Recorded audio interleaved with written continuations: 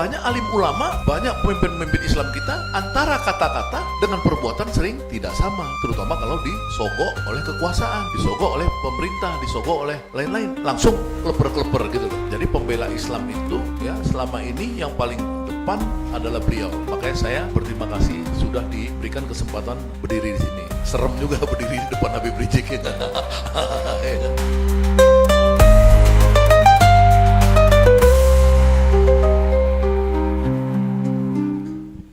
Bismillahirrahmanirrahim. Assalamualaikum warahmatullahi wabarakatuh. Para majelis markas syariah, sebuah kehormatan buat saya bisa bersilaturahmi ke markas ini yang saya sangat hormati dalam hidup saya, Imam Besar Habib Rizik Syihab, yang menjadi idola saya dalam melihat cerminan keislaman itu ya secara maksudnya gini ya, dalam pengetahuan saya seorang pemimpin besar itu harus dia knows the way, shows the way, and goes the way. Dia knows the way, dia tahu, dia shows the way, dia menunjukkan, dia goes the way, dia menjalani. Nah, banyak orang yang tidak seperti itu. Ketika dia harus mengambil langkah dengan penuh risiko, dia tidak berani. Maka disitulah derajat kepemimpinan Islam menurut saya. Nah, Habib Rizik, imam besar kita yang saya tahu selama ini adalah orang yang melakukan itu. Dia goes the way, dengan segala risiko dia ambil, dimusuhi negara, dimusuhi dunia internasional. Insya Allah beliau berani mengambil risiko. Itulah pemimpin sejati yang saya, Pak Menteri Koperasi, ya, Pak satu lagi nanti insya Allah datang, bukan sekarang, di waktu yang lain, Menteri Lingkungan Hidup yang baru, Pak Jumhur, itu orang yang mengidolakan beliau, Habib Rizik. Ya, jadi itu penting untuk kita ketahui. Kalau kita mengidolakan orang, reasoningnya, akal sehatnya apa, ya kan? Itu yang penting. Jangan sekedar itu orang Habib keturunan Nabi apa. Itu buat saya di luar pengetahuan saya, karena saya bukan ahli agama. Tapi buat saya yang sekolah dan menjadi pemimpin di gerakan selama ini juga berkecimpung, ngelihatnya ya Habib ini konsisten antara kata-kata dengan tindakan. Itu yang sulit.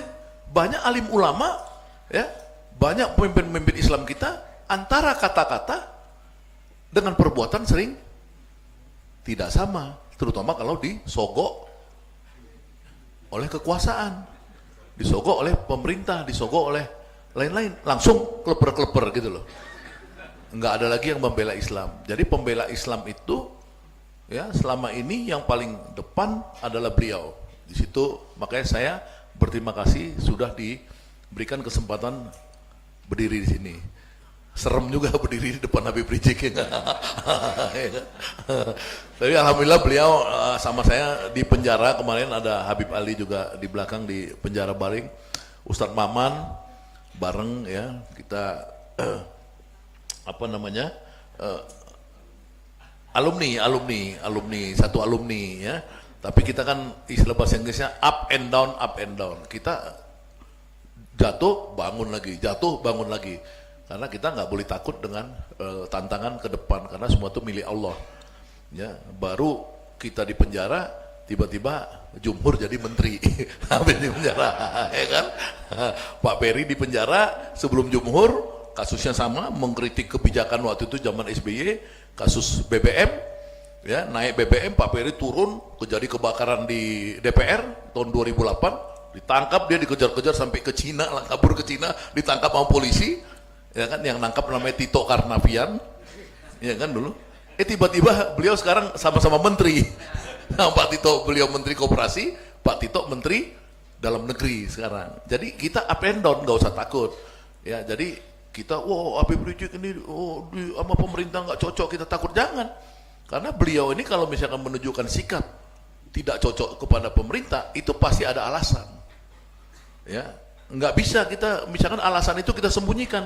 Yang menyembunyikan alasan itu biasanya ulama-ulama kampungan maksud saya. Ya kan takut tiba-tiba nanti yang pemerintah mau nggak cocok, nanti rezeki kurang kurang diundang ceramah gitu loh. Nggak boleh. Kalau menurut saya dia harus tetap berani. Kalau misalkan Habib Rizik, saya tanya beliau dulu waktu saya berkunjung sama Jumhur Hidayat belum menteri, Beb gimana pemerintahan sekarang? Ya saya sih kalau secara umum oke, kecuali BOP. Ingat saya, beliau BOP ada konflik kepentingan karena kita mau bela Palestina, kok di situ Palestinanya nggak ada, yang ada Israel malah. Ada kan alasannya kan, jadi beliau ini punya alasan selalu atas sikap, gitu loh. Nah inilah pentingnya kita sebagai pengikut Habib Rizik, jangan ragu karena beliau selalu punya alasan dalam mengambil satu keputusan-keputusan politik maupun lainnya. Kepada bapak-bapak yang ada di sini sekalian, saya pikir itu aja yang saya bisa kasih kesaksian tentang beliau Habib Rizik ini. Mudah-mudahan insya Allah markas syariah ini terus berkembang besar, ya. Karena kalau kemarin saya beritahuan kepada Pak Ferry ini yang ngurusin seluruh koperasi desa Merah Putih se-Indonesia.